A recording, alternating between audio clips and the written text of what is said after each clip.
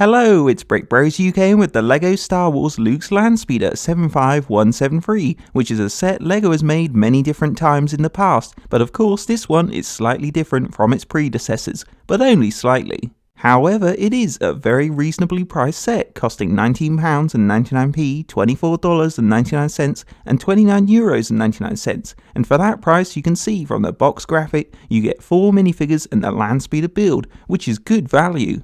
And on the back there's an image of the Speeder's play feature, so now let's move on and get this set built.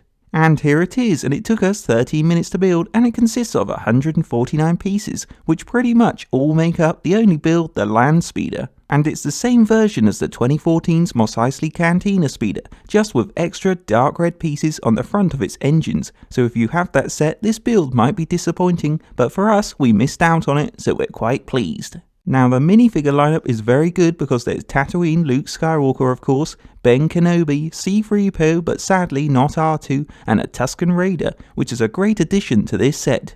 And you also get a Womp Rat, so in all there's lots in this small set to check out, but first let's get a closer look at the minifigures. And starting with Luke, you may have noticed he's actually the same minifigure from the new Death Star, so it's amazing they put him in this cheap set. And Luke has these printed white legs and torso, creating his episode 4 Tatooine outfit with belt and robe detail. He also comes with binoculars to spot sand people and has this really nice long blonde hairpiece. Then around the back you can see more of the belt printing on his torso. Luke also has a dual head with normal and stern expressions, which really suits the Luke character. So overall we like the Tatooine Luke with his nice blonde hairpiece, but the best part is you're getting the Death Star Luke for a cheap price, which is excellent. Moving on, it's Ben Kenobi, who like Luke is also from the new Death Star set, with his printed tan legs marrying up nicely to his printed brown torso to create his detailed Jedi robes with belt in the middle. He also comes armed with a silver hilt blue lightsaber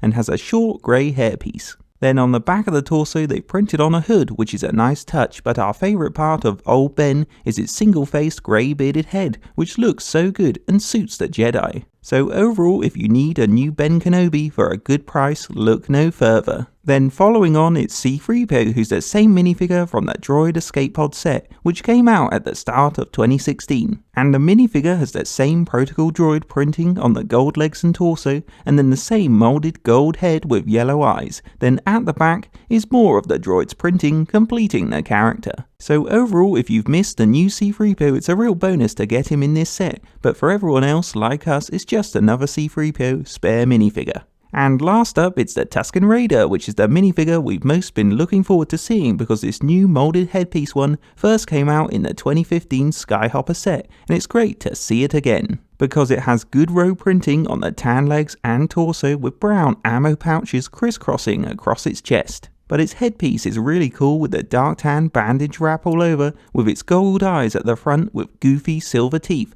and it's a great likeness to a Tuscan Raider from the movie, and scary enough. The Tuscan Raider also carries its bantha stick, which has a grey pointy bottom with brown stick to hold onto with this cone brick on top as a club. Then finally at the back its ammo pouch printing continues to complete the minifigure. So overall the Tuscan Raider is a high quality creation of the movie Alien, and it's great it comes in this cheap set so it's easy for fans to get. Now there is a funny extra in this set, this grey rat, which represents a Womp Rat, and it's not much use, but we guess Luke could use it as target practice. Moving on, we have the build, Luke's Landspeeder, which like we said earlier is pretty much the same as the Mos Eisley Cantina vehicle, but just with extra red engine pieces and some new tiles. However, it's got an accurate light orange and dark red colour scheme with dark grey engines. So starting at the front, it's rounded thanks to these plates on top and on the bottom. There's also grey bendable rods between the plates for extra detail, giving it a rough, unfinished look on either side. And on top are some dark red plates, breaking up the light orange colour nicely,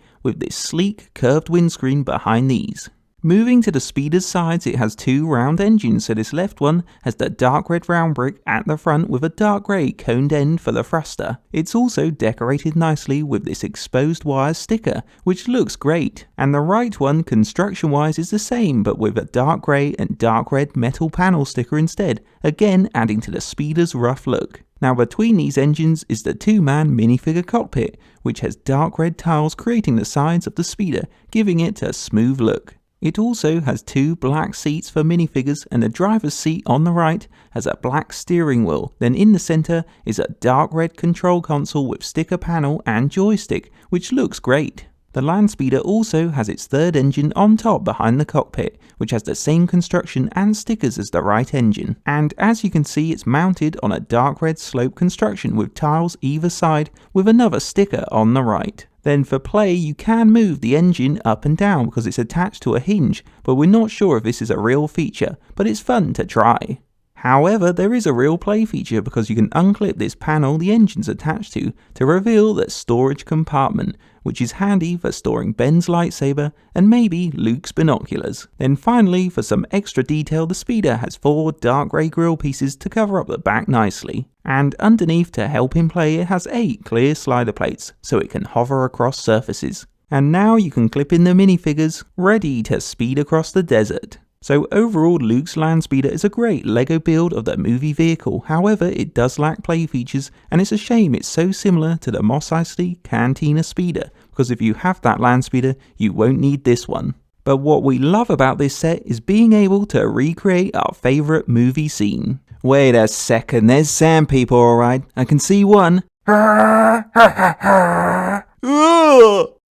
On a final note, the LEGO Star Wars Luke's Landspeeder is a great price set for 4 minifigures and the speeder build. And we liked it, so we're giving it a brick rating of 4 out of 5 bricks because it's great for collectors to have a cheap way of getting the Death Star Luke and Ben Kenobi. But the best minifigure for us is the Tuscan Raider, which we'd love to see in numbers in more sets, and C3PO is a nice extra character to get if you don't have the latest version. Now for the Landspeeder, it probably divides opinion because it might be too soon to see it again since the Mos Eisley Cantina set, because it's very similar, but this is our first Landspeeder and we love the detailed stickers and design. However, it does lack play features, but it's perfect for recreating the episode 4 Tatooine scenes, so if you need the Landspeeder, it's the perfect set to get, but if you have one, you could get the minifigures you want from eBay instead. Hope you enjoyed a Brick Bros UK LEGO review, and don't forget to check out our channel for more reviews and like, comment and subscribe to Brick Bros UK.